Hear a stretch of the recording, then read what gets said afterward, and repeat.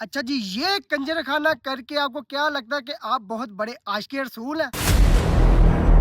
غلام رسول صاحب، کیا آپ بتا سکتے ہیں کہ نبی علیہ الصلوۃ والسلام نے یا نبی کے ماننے والوں نے یہ دن کبھی منایا ہو؟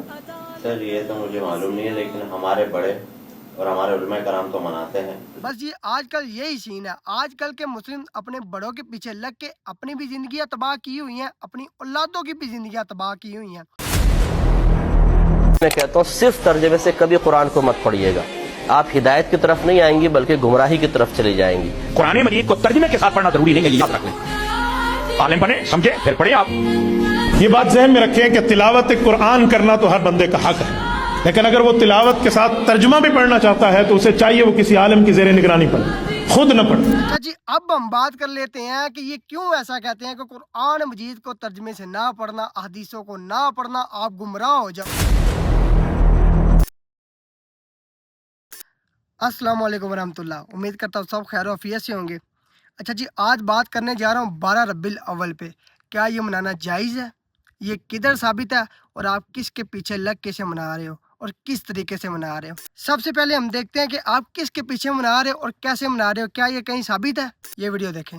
سر میں آپ کو بتاتا ہوں، اصل میں ان کا کہنا یہ ہے کہ حضرت محمد صلی اللہ علیہ وسلم کا جشن ولادت جو مناتا ہے وہ ان کا سچا عاشق ہے، اور جو نہیں مناتا وہ ابلیس ہے، کیونکہ سوائے ابلیس کے سبھی تو خوشیاں منا رہے ہیں۔ مسٹر ذیشان، میرا خیال ہے آپ اس جذباتی بات کر کے کہ یہ ابلیس اور یہ ساری کے جو نہیں مناتے وہ شیطان ہے، آپ معزز عدالت کا وقت ضائع کر رہے ہیں۔ آپ کو معلوم ہے کہ یہ جو دن جس دن کی آپ بات کر رہے ہیں، یہ دن نبی علیہ الصلوۃ والسلام کی زندگی کے اندر 63 بار آیا ہے، 63 ٹائمز۔ نبی علیہ الصلوۃ والسلام کے ماننے والے صحابہ اکرام جناب ابو بکر صدیق رضی اللہ تعالیٰ عنہ، عمر فاروق رضی اللہ تعالیٰ عنہ، اسی طرح ہم اگر بات کریں عثمان غنی رضی اللہ تعالیٰ عنہ، اور اگر بات کریں علی رضی اللہ تعالیٰ عنہ، ان کی دور خلافت کے اندر یہ دن کئی بار آیا۔ اس کے علاوہ نبی علیہ الصلوۃ والسلام کے ماننے والے دیگر بہت سارے صحابہ اکرام موجود ہیں جن کی زندگی کے اندر یہ دن کئی بار آ کے جا چکا۔ کیا میرا پوچھنے کا آپ سے حق بنتا ہے کہ ان لوگوں نے کہ نبی علیہ الصلوۃ والسلام کا جشن ولادت سیلیبریٹ کیا؟ اگر کیا ہے تو یقیناً یہ کتاب و سنت میرے سامنے بھی موجود ہے، یہاں بھی رکھا ہوا ہے، تو یہ دن تو ان لوگوں کو بھی منانا چاہیے تھا۔ میرا نہیں خیال اور کتاب و سنت میں موجود نہیں، اور اسی طرح احادیث کی کتب اور اسی طرح تاریخ میں موجود نہیں۔ غلام رسول صاحب، کیا آپ بتا سکتے ہیں کہ نبی علیہ الصلوۃ والسلام نے یا نبی کے ماننے والوں نے یہ دن کبھی منایا ہو؟ سر یہ تو مجھے معلوم نہیں ہے، لیکن ہمارے بڑے اور ہمارے علماء کرام تو مناتے ہیں۔ ظاہر سی بات ہے، انہیں بھی تو کچھ دین کا علم ہوگا، جبھی تو وہ اتنا بڑا دن خوش جوش و خروش سے مناتے ہیں۔ بس یہی تو مسئلہ ہے کہ ہمارے بڑے کبھی آپ نے بڑوں سے پوچھا آپ کے بڑے جو یہ دن مناتے ہیں کہ وہ دن کیوں مناتے ہیں؟ کیا احادیث کے اندر انہوں نے پڑھا؟ کہاں سے یہ دن مناتے ہیں؟ نبی علیہ الصلوۃ والسلام کی زندگی کو جب تک وہ پڑھیں گے نہیں، نبی علیہ الصلوۃ والسلام کے صحابہ کی سیرت کو جب تک پڑھیں گے نہیں، تب تک وہ آپ کو درست دین کا علم نہیں دے سکتے۔ بس جی آج کل یہی سین ہے، آج کل کے مسلم اپنے بڑوں کے پیچھے لگ کے اپنی بھی زندگیاں تباہ کی ہوئی ہیں، اپنی اولادوں کی بھی زندگیاں تباہ کی ہوئی ہیں۔ ان سے پوچھو کہ آپ نمازیں کتنی پڑھتے ہو؟ میں گارنٹی شدہ بات کر سکتا ہوں یہ 5 وقت کی بندے نماز نہیں پڑھتے ہوں گے اور بنے پھرتے ہیں عاشق رسول۔ اب ہم یہ دیکھ لیتے ہیں کہ یہ کہیں ثابت ہے کسی انتھیٹک احادیث میں، قرآن میں؟ سب سے پہلے آپ یہ ویڈیو دیکھیں۔ لیکن سورہ یونس کی آیت نمبر 58 کے تحت اللہ کا فضل اور رحمت ملنے پر خوشیاں منانی چاہیے، جبکہ سورہ آل عمران کی آیت 164 اور سورہ الانبیاء کی آیت 107 کے تحت نبی صلی اللہ علیہ وآلہ وسلم کی بعثت اللہ کا احسان عظیم بھی ہے اور رحمت کاملہ بھی ہے۔ آپ اس دن کی خوشی کیسے مناتے ہیں اور اسی میں میلاد منانے کا طریقہ بھی بتا دیں۔ دیکھیں جی، یہ ٹپیکل یعنی یہ وہ ہمارے بریلوی بھائیوں والی تیاری کر کے آئے ہوئے ہیں نا، یہ مشہور آیات پڑھ رہے ہیں۔ یہ سورہ یونس کی آیت ہے، قل بفضل اللہ وبرحمتہ فبذلک فلیفرحوا هو خیر مما یجمعون۔ اے نبی اسلام فرما دیجئے کہ اللہ کا فضل اور رحمت ملنے پر خوشیاں مناؤ، یہ اس سے بہتر ہے جو تم نے دنیا کا مال جوڑ رکھا ہے۔ یہ کون سی آیت آپ نے بتائی تھی؟ سورہ یونس آیت نمبر 58۔ سورہ یونس جو ہے نا میرے بھائی، اس کی یہ جو آیت نمبر 58 ہے نا، ذرا اس سے پچھلی والی آیت بھی پڑھے نا کہ یہ قل بفضل اللہ کہا کسے کہا گیا ہے؟ وہ تو آپ پڑھنے نہیں دیتے ہیں، وہ قرآن کو کہا گیا ہے۔ یہ آیت نمبر ہے 57، یا ایھا الناس قد جاءتکم موعظۃ من ربکم وشفاء لما فی الصدور۔ اے لوگو، بے شک اللہ کی طرف سے تمہارے پاس ایک واعظ و نصیحت والی کتاب آ گئی، اور ایسی کتاب ہے تمہارے سینوں میں چھپے ہوئے جو بیماریاں ہیں اور جو غیر اخلاقی چیزیں ہیں، ان بیماریوں کا علاج ہے اس کتاب میں۔ وہدی ورحمۃ للمؤمنین، اور یہ ہدایت ہے اور رحمت ہے اہل ایمان کے لیے۔ قل بفضل اللہ وبرحمتہ فبذلک فلیفرحوا۔ اے نبی اسلام ان سے فرمائیے کہ یہ جو اللہ کا فضل ہے یعنی قرآن اور رحمت ہے، اس پہ خوشیاں مناؤ۔ یہ تو جشن قرآن کے بارے میں ہے، تو وہ تو کوئی نہیں منا رہا، وہ تو کہتے ہیں قرآن ڈائریکٹ نہ پڑھنا وہابی ہو جاؤ گے، گمراہ ہو جاؤ گے۔ لیکن دلیل تو اسی سے لیتے ہیں نا، دلیل اس سے لیتے ہیں نا، تو جو اصل چیز ہے پہلے وہ تو لینا، تو اس کو بھی استعداد لے لیں، ہمیں کوئی حرج نہیں ہے۔ وہ ٹھیک ہے، آپ نے جو سورہ ال عمران کی آیت نمبر 164 ہے، لقد من اللہ علی المؤمنین اذ بعث فیہم رسولا، بے شک اللہ کا احسان ہے کہ مومنین میں جو ہے وہ ایک رسول کو مبعوث کیا، انہی میں سے جو ان پہ اللہ کی آیات تلاوت کرتے ہیں، ان کا تزکیہ کرتے ہیں، اللہ کا احسان ہے۔ اور جو سورہ انبیاء کی 107، وما ارسلناک الا رحمۃ للعالمین، اور ہم نے آپ کو رحمت بنا کر بھیجا ہے تمام جہان والوں کے لیے. تو آپ رحمت بھی ہیں, اللہ کا احسان بھی ہے, یہ اجتہاد ضرور لیں, لیکن اصل چیز جو قرآن میں ڈائریکٹلی آئی تھی وہ قرآن کے بارے میں تھی. قل بفضل اللہ وبرحمتہ فبذلک فلیفرحوا. اور ہمارے نبی اسلام نے دونوں چیزوں کو ایک جگہ جمع کر دیا. صحیح مسلم میں حدیث ہے انٹرنیشنل نمبر کے مطابق 2750. آپ پیر کا روزہ رکھتے تھے, پوچھا گیا کیوں رکھتے ہیں ہر منڈے کا روزہ, فرمایا فیہ ولدت وفیہ انزل علیہ, اس دن میں پیدا ہوا اور اس دن مجھ پر پہلی وحی نازل ہوئی, میں اس کی خوشی میں جشن میلاد بھی مناتا ہوں اور جشن قرآن بھی مناتا ہوں. تو یہ دونوں جشن منائے نا, قرآن تو پڑھنے نہیں دیتے, کہتے قرآن ترجمے سے نہ پڑھنا گمراہ ہو جاؤ گے. دشمنی کی ہوئی ہے نا. میرا مسئلہ نمبر 1 ہے یہی ہے, امام الانبیاء کی دعوت قرآن صلی اللہ علیہ وآلہ وسلم. وَأُوحِيَ إِلَيَّ هَذَا الْقُرْآنُ لِأُنذِرَكُم بِهِ وَمَن بَلَغَ. نبی اسلام فرما دیجئے قرآن مجھے اس لیے وحی کیا گیا اس سے میں آپ کو بھی تبلیغ کر دوں, اور جس تک یہ کتاب پہنچ جائے وہ اسی سے تبلیغ کرے, مولویوں کی لکھی ہوئی کتابوں سے نہیں, اللہ کی نازل کردہ کتاب سے. تو منائیں جی, بالکل پیر کا روزہ رکھیں, 52 دفعہ آپ میلاد منائیں جی سال میں, اور 52 دفعہ جشن قرآن منائیں, اور قرآن پہ عمل بھی کریں اور نبی اسلام کی سیرت پہ عمل بھی کریں, دونوں چیزیں پیرلل میں لے کے چلیں. ٹھیک ہو گیا؟ میلاد کا طریقہ بنانے میں یہی جو آپ نے بتا دیا. جی یہی طریقہ, روزہ رکھیں. ہاں جی, آپ کو پتا چل گیا ہوگا کہ یہ کہیں بھی ثابت نہیں ہے, جبکہ صحابہ کرام نے یہ کام نہیں کیا. میرے نبی کے دور میں یہ کام نہیں ہوا, تو آپ لوگ یہ کیوں کر رہے ہو؟ اب ہم نے دیکھنا ہے کہ ہم کیسے 12 ربیع الاول مناتے ہیں. ٹھیک ہے, سب سے پہلے آپ یہ ویڈیو دیکھیں.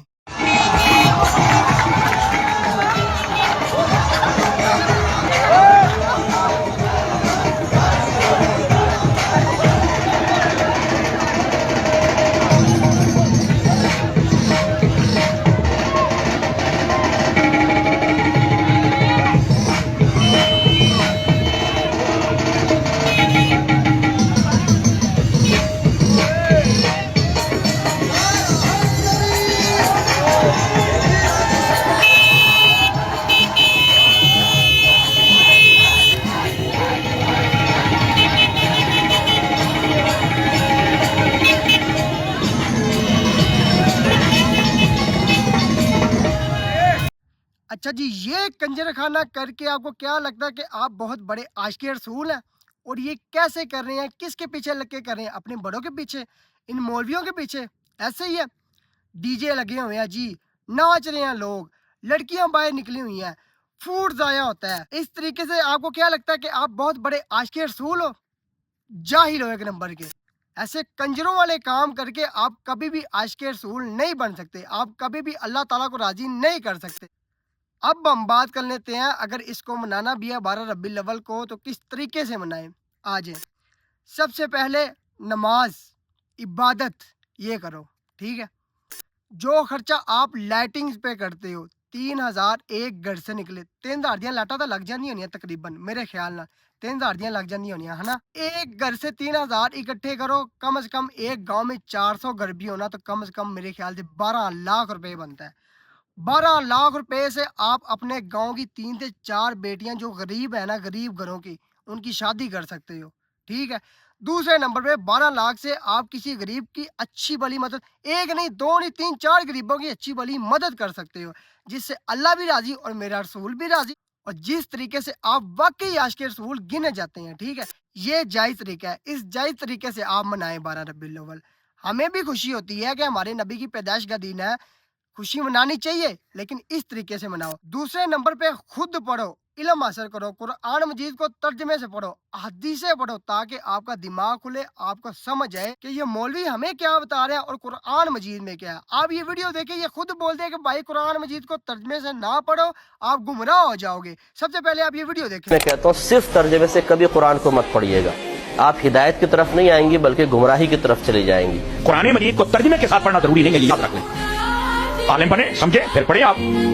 یہ بات ذہن میں رکھیں کہ تلاوت قرآن کرنا تو ہر بندے کا حق ہے, لیکن اگر وہ تلاوت کے ساتھ ترجمہ بھی پڑھنا چاہتا ہے تو اسے چاہیے وہ کسی عالم کی زیر نگرانی پڑھے, خود نہ پڑھے. وہ خود ترجمہ پڑھنے بیٹھ جائے گا نا, تو بعض مقامات ایسے آئیں گے جس جگہ وہ شکوک اور شبہات اور سوالات میں مبتلا ہو جائے, اور ایسا پریشان ہوگا کہ اللہ نہ کرے کہیں گمراہی میں مبتلا ہو جائے, جسے قرآن کہتے ہیں یہدی بہ کثیرا ویضل بہ کثیرا. اچھا جی, اب ہم بات کر لیتے ہیں کہ یہ کیوں ایسا کہتے ہیں کہ قرآن مجید کو ترجمے سے نہ پڑھنا, احادیثوں کو نہ پڑھنا, آپ گمراہ ہو جاؤ گے. حتیٰ کہ قرآن مجید پڑھنے والا بندہ ہی سیدھی راہ پہ چلتا ہے. صحیح ہے, قرآن مجید کا ترجمہ آپ نے پڑھ لیا تو آپ کو پتہ چل جائے گا کہ محرم رشتے کون سے ہیں. آپ کو پتہ چل جائے گا کہ قرآن مجید میں پیری فقیری کہیں ہے ہی نہیں, ثابت ہی نہیں ہے. آپ کو پتہ چل جائے گا کہ کسی بھی نامحرم کے پاس دم شم کروانے نہیں جانا, پیسے نہیں دینے ان کو. یہ فراڈی ہیں بندے, جھوٹے ہیں ایک نمبر کے, ٹھیک ہے. آپ کو ان چیزوں کا پتہ چل جائے گا, اور انہی چیزوں سے ان کے گھر چل رہے ہیں, ان کی جائیدادیں بھر رہی ہیں, ٹھیک ہے. اسی وجہ سے یہ جاہل ترین کہتے ہیں کہ قرآن مجید کو ترجمے سے نہ پڑھنا. ہوتا بتا کیا, ہماری مائیں بہنیں جوان لڑکیاں جاتی ہیں بابوں کے پاس, ایک تو ان کی عزت کو پامال کرتے ہیں, ٹھیک ہے. دوسرے نمبر پہ یہ لوگ آپ سے پیسے بھی کھاتے ہیں, گھر کی جائیدادیں بنا رہے ہیں, اپنی پرسنل جائیدادیں بنا رہے ہیں یعنی, اور انہی چیزوں سے ان کے گھر چل رہے ہیں. آج قرآن مجید پڑھنے لگ جائے نا ہر ایک بندہ, تو ان کی ہر چیز ٹھپ, پھر ان کو محنت کرنی پڑے, لیکن محنت ایسی کرنی نہیں. کیوں؟ گھر بیٹھے مالو آندا پیا, جہل قوم ماندی ہے, عوام ماندی ہے, پیسے دے جاندی 8,000 10,000 لاکھ روپیہ, لو جی پیرا نے پھوک ماری تے کام ہو گیا ہے. کیا بات ہے, تے جے نہیں ہوئی تے پھر اسی ہاسپٹل دی ول ٹر پینا. اے ہن معاملہ ود گیا ہے, ہاسپٹل تو صحیح ہونا, پیرا نے تو اپنے لو پوری کوشش کیتی, یعنی پیرا دی اسی پھر بھی نہیں جان چھڑنی, حتیٰ کہ 75,000 وڑی انہاں تو دم کروا لیا, آرام پھر نہیں آیا, اینڈ تے جا کے ہی ہاسپٹل تو دوائی لانی ہے, پھر سانو آرام آنا ہے, تے پھر بھی اسی آنا نہیں, پیرا نے تو پوری کوشش کیتی سی, ٹھیک ہے. آرام تے اللہ نے دینا سی, اور اتنی آپ کو سمجھ نہیں آتی کہ پیر کے دم سے کچھ بھی نہیں ہوا, اور ہاسپٹل گیا تو آرام آ گیا. اندر تو بڑا پیر تے پھر ہاسپٹل والا ہویا ڈاکٹر, انہوں پیر پھڑ لو, اللہ دے بندے ہو. کوئی خدا دا خوف کھاؤ, قرآن مجید نو ترجمے نال پڑھو تاکہ تانوں ہوش آوے. انہاں جاہلاں دی انہاں ٹونگیاں دی جان چھڑ دیو. انہاں اج تک اصل دین تواڈے کے نہیں رکھیا, ساڈے وڈے اس جاہلیت وچ مار گئے نا, ٹھیک ہے. ہن ساڈیاں اولاداں سوری ساڈے جنے ماں پیو نے او بھی اس جاہلیت تے بھجے پھردے نے, ہنا. اگوں جنیاں ساڈیاں اولاداں آندیاں او بھی اسے رستے تے ٹوٹلی جہنم ول, ٹھیک ہے. شرک کردے کردے ہی لگے ہی جانا جہنم ول.